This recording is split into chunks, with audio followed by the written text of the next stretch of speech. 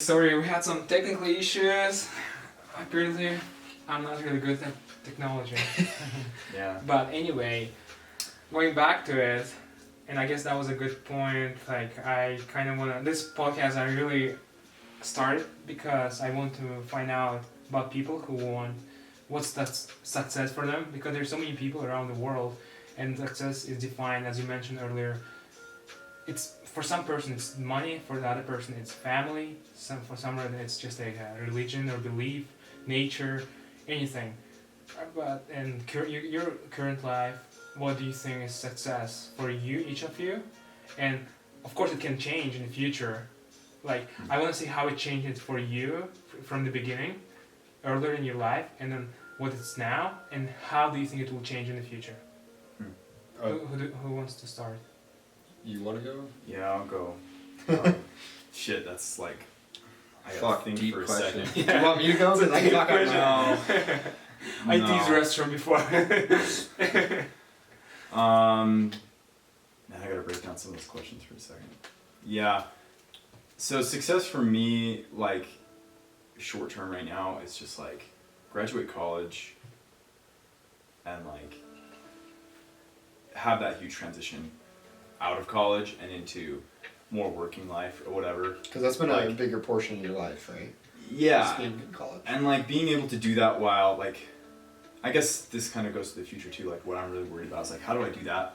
That's a huge transition, and how do I? Who am I gonna be after that? Like I've gone into a lot of grooves in the college, and I've been in college longer than most people have. Well, I can share that thought. Yeah, and so like I'm very comfortable. Like I figured out a lifestyle here, in a groove that like I'm gonna have to move away from that and figure out who I am away from that. And I've seen some friends do that, and it's like it changes them a lot. And like the thing I think of is like, oh, like, man, what's my relationship with my partner gonna be like? What are my relationships with my friends and family gonna be like? That's kind of the things I think of. And then also just like, what am I gonna think about myself?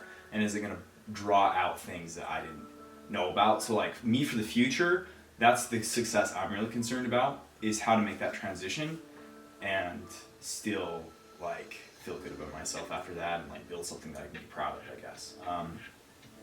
For me, I think family is super, super important.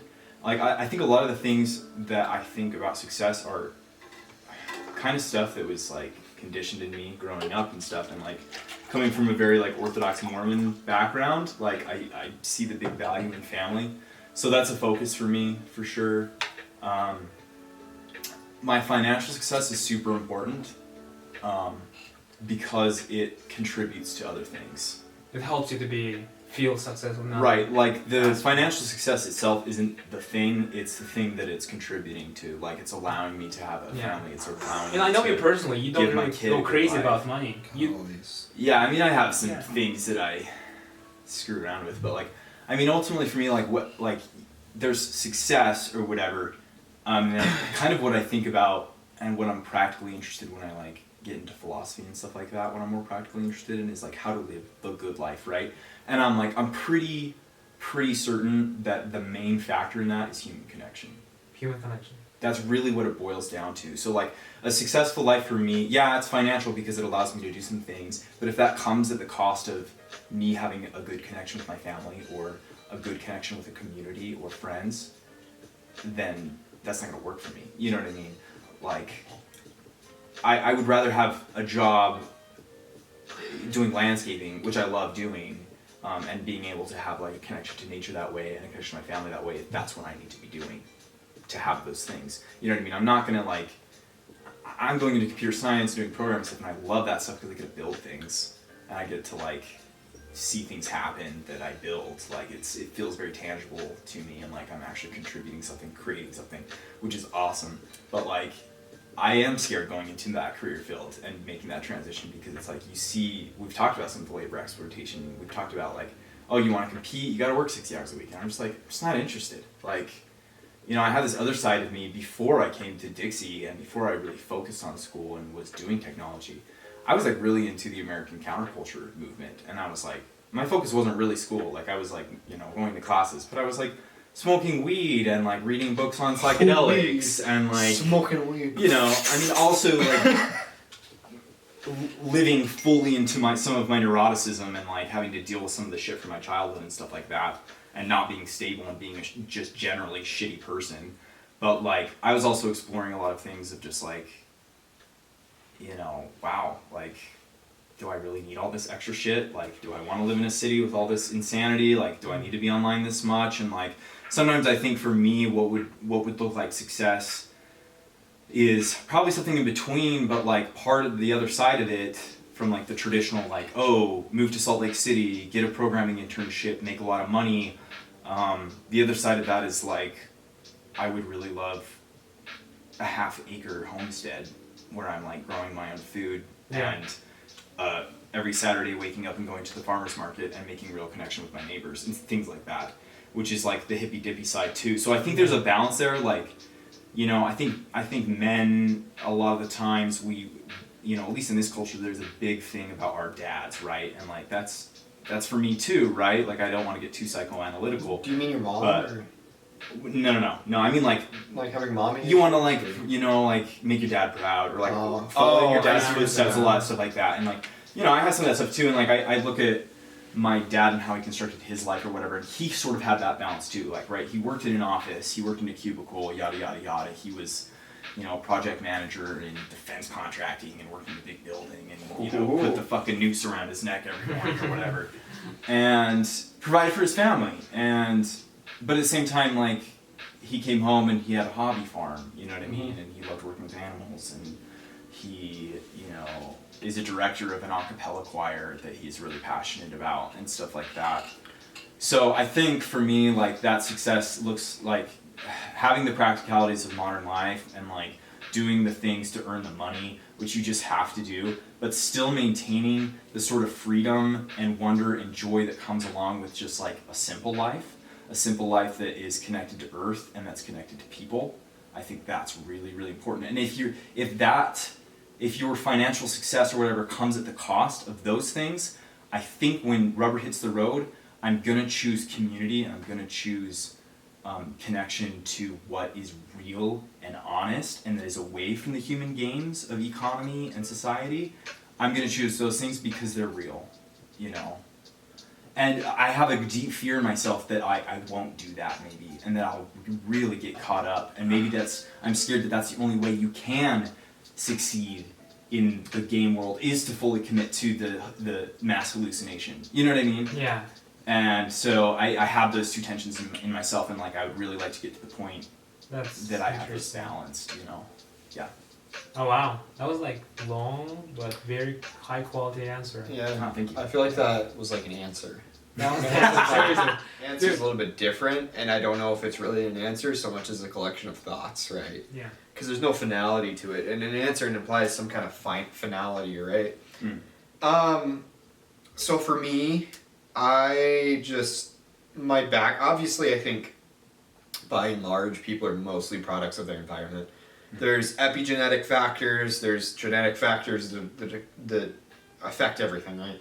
If you're more likely than not to get cancer if you have certain genetics, right? But like at the same time, like if you don't smoke, you're less likely to get cancer. Like I think by and large, about 75% of like how we exist as humans is like our personal what we're doing. Obviously, there's some people where that's skewed, like people with like severe disabilities, like that's a genetic thing or like a thing that happened while they were being born or like something around there, right?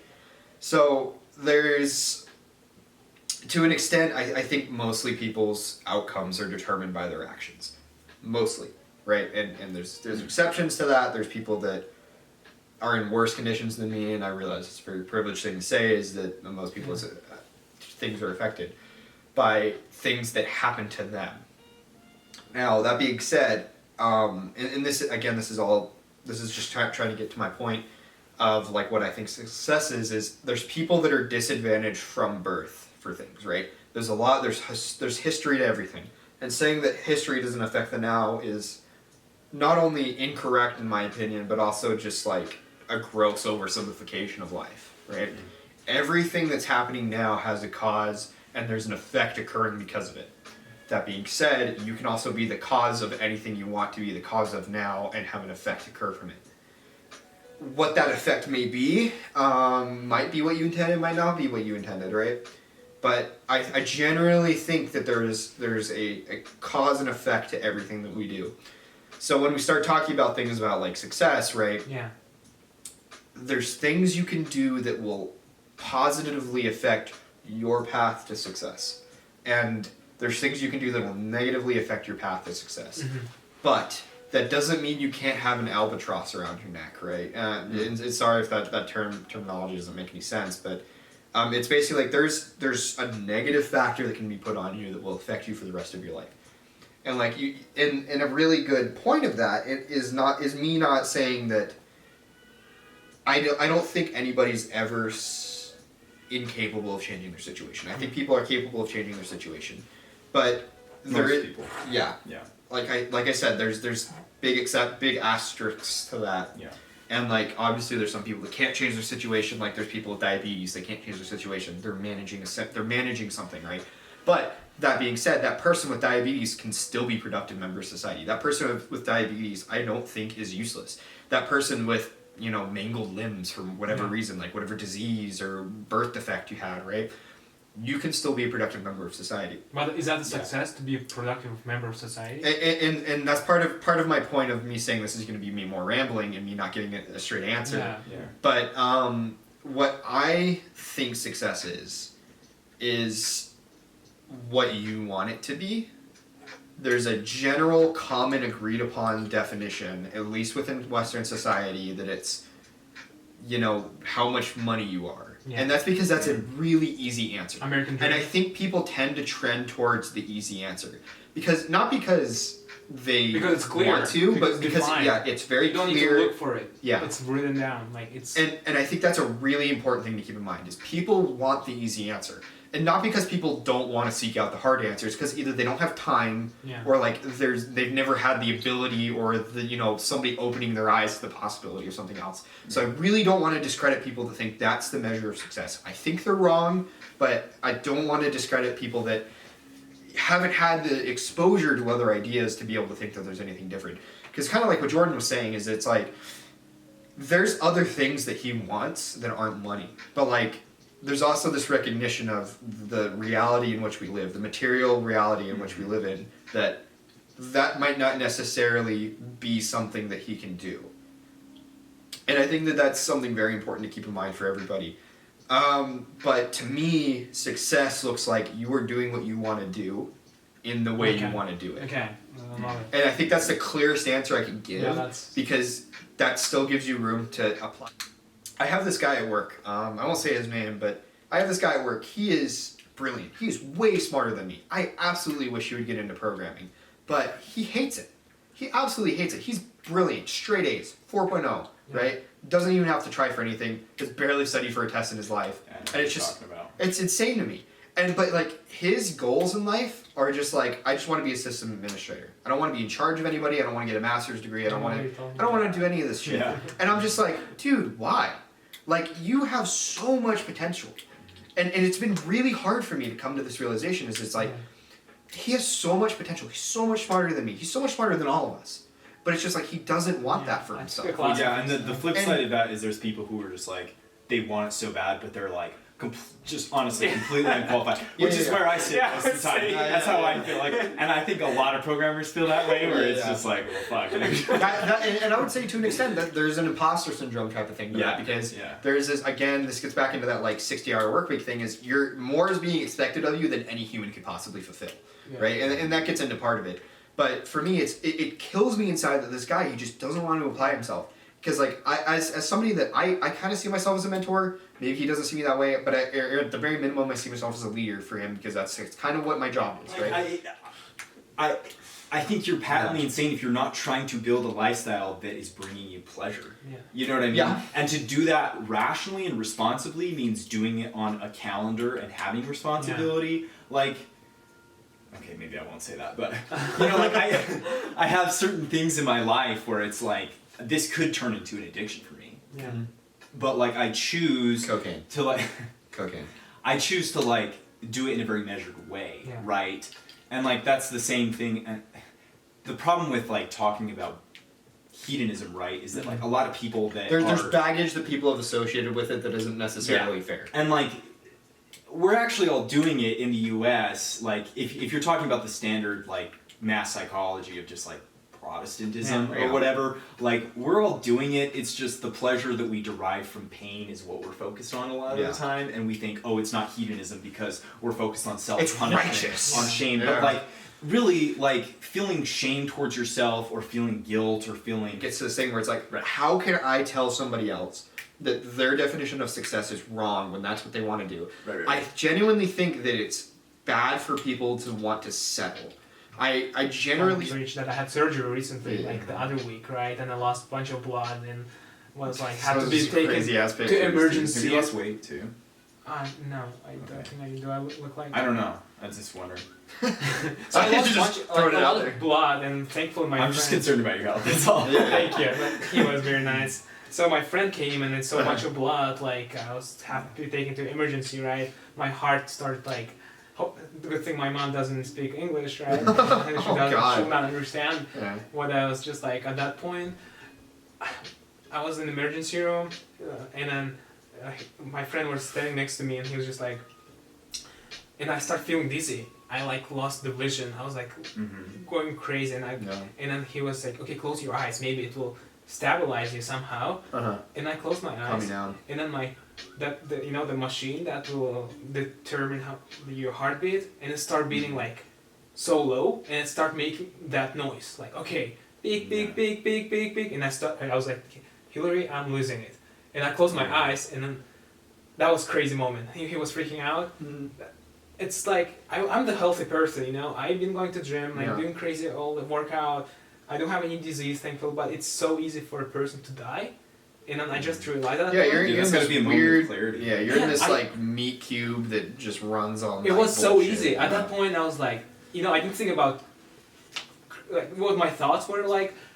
Who will take care of my mom? Like that's the thought that jumped through me, and I didn't even care of dying. I was just like, what can happen with my mom? So like, I guess at that point it was my mom. But what for you? Like, are you guys afraid of death in general? I know maybe it's Jordan's answer, but I want him to answer it again, and I hope you can quickly answer it somehow. God, you're asking a philosophical. Don't go to philosophical, and it's just crazy. Something you can think of. The shortest answer I can give you is I fear death because I believe, and you can disagree with me, that nothing happens when we die. You simply stop existing. And that terrifies me, and I really feel like it shouldn't, but the idea that I don't get to see what the rest of the world has to offer and the rest of the human experience has to offer, that is the thing that I hate the most. I hate the notion that, right, because like, I mean, more likely than not, I'm gonna die. I'm gonna die at some point, and I hate that. Certainly, you will die. More likely than not, okay? Let me hold on to that, okay?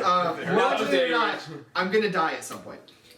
And the thing that I hate the most about that is just that I don't get to see what humans do. I want to know what we can do. That's generally why I'm afraid of death, is I don't get to see what we do. And I think that that's a good distillation of humanity, is getting to see legacy, the legacy of humanity, and I really genuinely hope that we live in the best time for that. I mean, we're not a peasant somewhere, in where you don't ever. But that's why when I try to think about things, right, I'm not a great man theory of history type of person. I believe that there's groups of people that come together and make something happen. Fucking, you look at Bill Gates. He was a brilliant programmer, but he got made the star of the whole thing. There's all these people. I guess the first thing I like to say is that, like, the really interesting thing that I'm bringing from listening to Rich is, like, I think the reason me and Rich are friends in a big way is because we're both, like, a bit neurotically and maniacally searching for novelty. Like, that's a huge personality trait we share. Probably more than anybody else I've met here in southern Utah, is, like, we're just we have an insatiable appetite for, like, novelty and just, like, random information and stuff like that. And so, like, we can really fill my brain with like dumb information that's not useful to me at all. Like, oh, you want to know what the name of the guy was? Like, it's just like stupid, like, random, like, facts. And I hate Yeah. I hate like telling that because it's stupid to be like the well actually kind of guy, but like I don't know. I like having the information and then just doing nothing with it. Right. So and like, okay, so to focus back on the death thing and sort of like the concept of oblivion. I mean, I guess my caveat on the legacy thing is like there's this great poem, and I'm probably gonna slaughter the name. Is it the Ozymandias? Ozymandias. Oh my yeah, God. where it's like look upon my works, ye mighty, in despair. Right, like We come humans are back. this like We come funny back, ape right? thing that lies to ourselves, and then we sort of embarrassingly like erect these horrible monuments to ourselves, and then like in the end it all just goes to dust anyways. Monument to So, all your like, sins. I mean, I hate to be like sort of a Debbie Downer, but I mean, yes, the oblivion of the human race is inevitable because there's and nothing is permanent but the process of change. Like I do believe